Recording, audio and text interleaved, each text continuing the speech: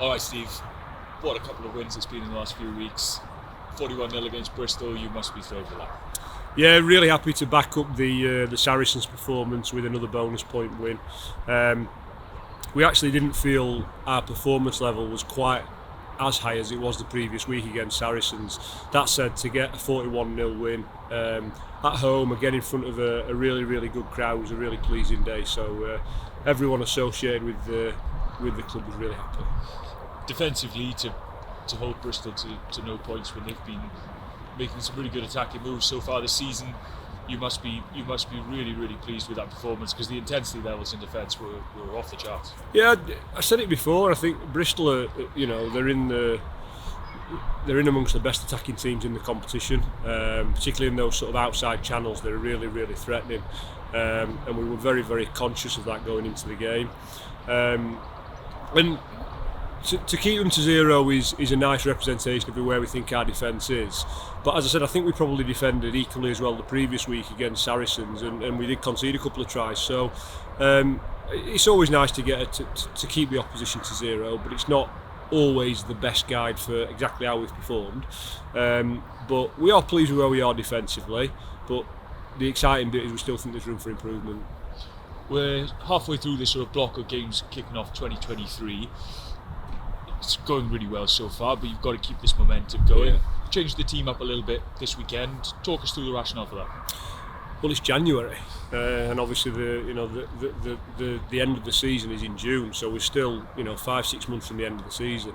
Now, with that in mind, and the fact that we've got probably half the squad that have already played at a World Cup this year, we need to make sure we keep people fresh. We need to make sure we give people opportunity. We need to make sure that the competition amongst the squad is high, which it obviously is. So we've got depth in the squad, and we need to make sure that everyone is fully engaged, and that means everyone needs opportunity to play. It's not a reflection on performance or who we're playing. It's a case of doing what's best for the squad, and this week we feel there's an opportunity to give 4 or 5 players a start that hasn't had one over the last couple of weeks.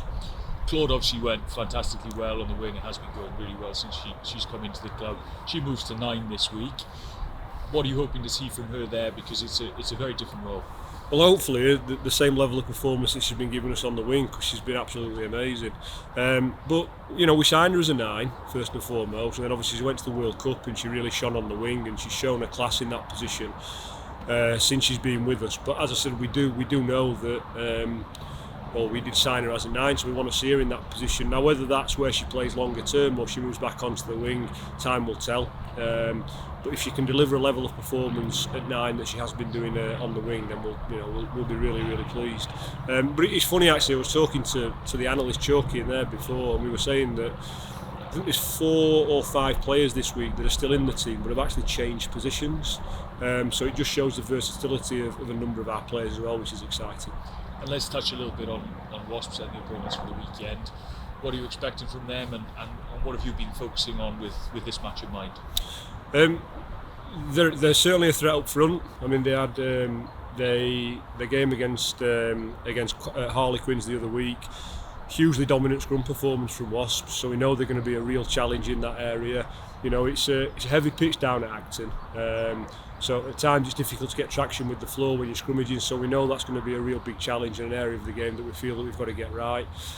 And to be fair, that's the same most weeks. We know if we can get a foothold in the game up front, we give ourselves a chance of getting a result. Excuse me. So we're expecting a real challenge, and we go up there with the expectation that if we're going to get something from it, we have to be right on it. Well, looking forward to it, and let's keep the momentum going. Cheers. Thanks, mate.